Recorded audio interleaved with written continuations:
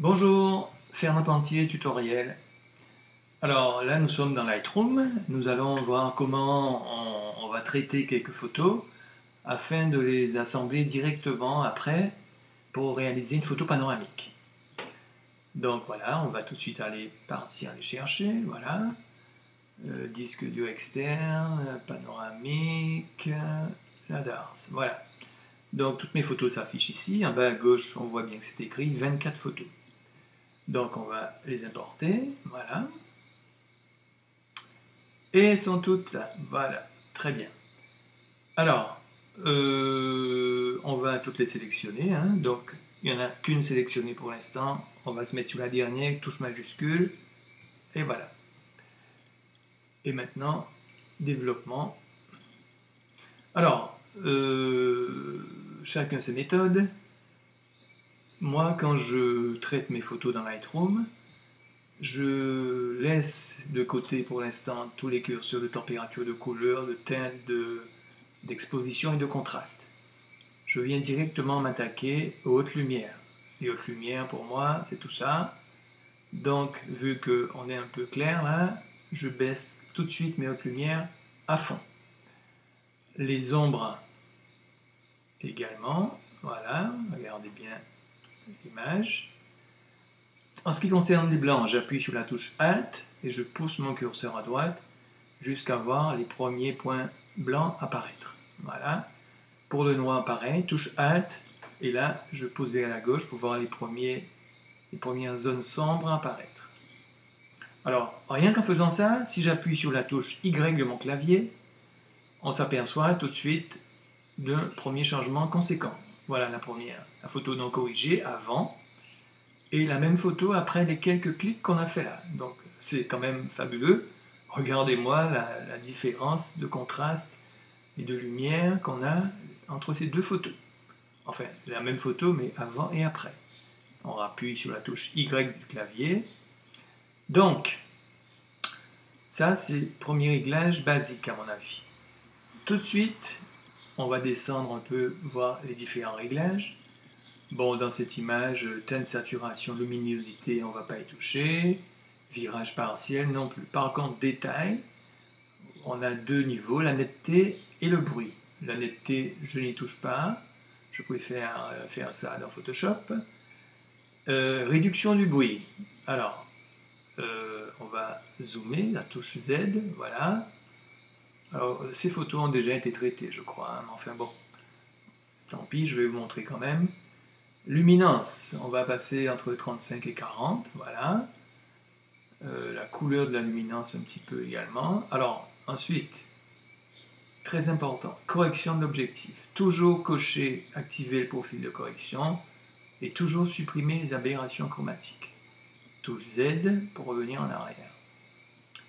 Alors voilà, là j'ai fait le tour un petit peu des réglages principaux.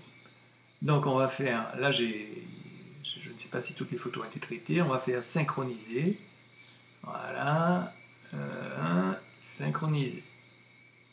Donc voilà, maintenant, vous voyez le petit carré en bas à droite signifie bien que toutes les photos ont subi le même réglage que j'ai bien voulu porter tout à l'heure.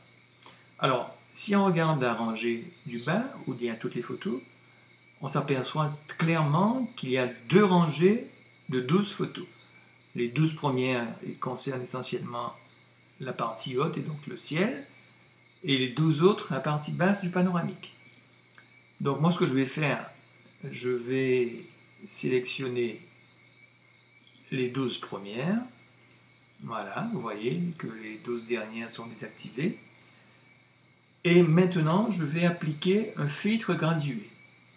Alors, quand il y a déjà des curseurs dans tous les sens, il suffit de faire double-clic ici sur Effet et tout revient à zéro. Alors, moi, ce que je voudrais sur mon image, sur mes images plutôt, c'est un peu plus de bleu et un peu moins de lumière. Voilà. Donc, à partir de là, j'appuie sur la touche majuscule pour être bien droit et je trace mon dégradé. On va augmenter un petit peu le bleu. Voilà. Vous voyez bien la différence. On va cliquer sur Fermer. Et si j'appuie sur la touche Y de mon clavier, voilà ce qu'on avait à l'instant et voilà ce qu'on a maintenant. Donc vous voyez que le bleu que l'on a rajouté, il est aussi dans la mer. C'est pour ça qu'il faut doser son dégradé de façon subtile. Alors, touche Y pour revenir. Je vous rappelle quand même qu'à tout moment, on peut modifier le dégradé. Il suffit de revenir dedans, et mon dégradé est là, et on peut remonter un peu cette partie. Si on trouve que les grues sont trop dans le bleu, on peut bouger cette zone, on fait exactement ce qu'on veut. Voilà, fermé. Alors maintenant que j'ai fait ça, eh bien, il faut que le réglage que j'ai fait sur la première image, ici plutôt celle-là, soit synchronisé avec les autres. Donc sur les 12 premières, puisque celles-là sont désactivées. Donc maintenant je fais synchroniser, voilà, et vous allez voir que toutes les photos auront un ciel plus bleu. Voilà. Alors une fois que c'est fait, j'estime que j'ai réglé toutes mes images, puisque dans un premier temps, on avait réglé les 24 images concernant la luminosité, le bruit, correction de l'objectif, etc. Et maintenant qu'on a uniquement traité le haut pour le ciel, on fait pomme ou CTRL A pour tout sélectionner, faire clic droit, modifier dans Autopanneau Pro. Voilà.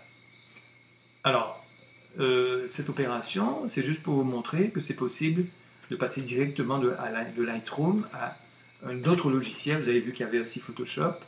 Alors ici, on me demande si je veux des copies. Je fais OK, modifier. Et vous allez voir ici que chacune des 24 photos va être dupliquée. Il y aura une copie et qui sera transportée vers Autopanneau Pro.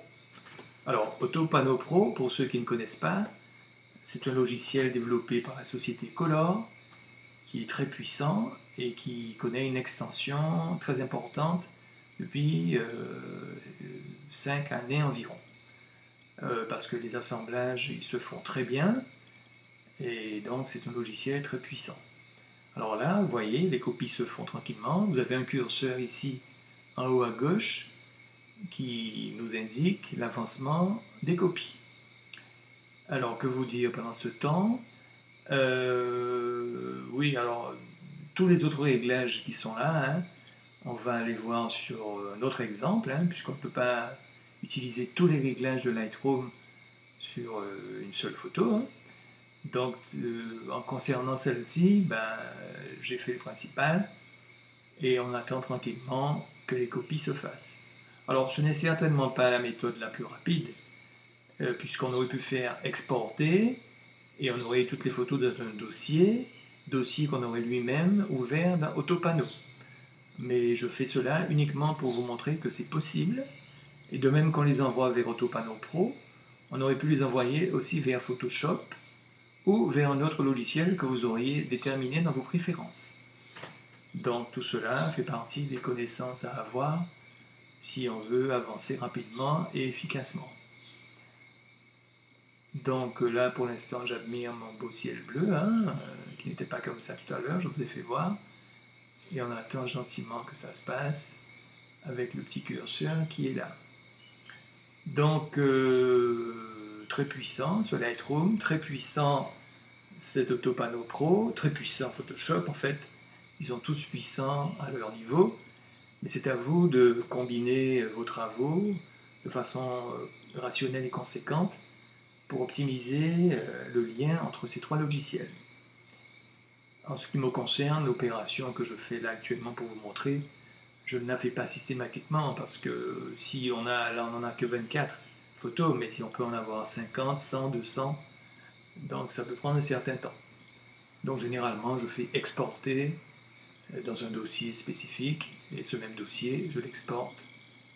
Je l'importe plutôt dans Autopanneau. Vous voyez à droite le logiciel Color Autopanneau Pro. Je ne touche à rien. Vous voyez la souris ne bouge pas, je ne fais rien du tout.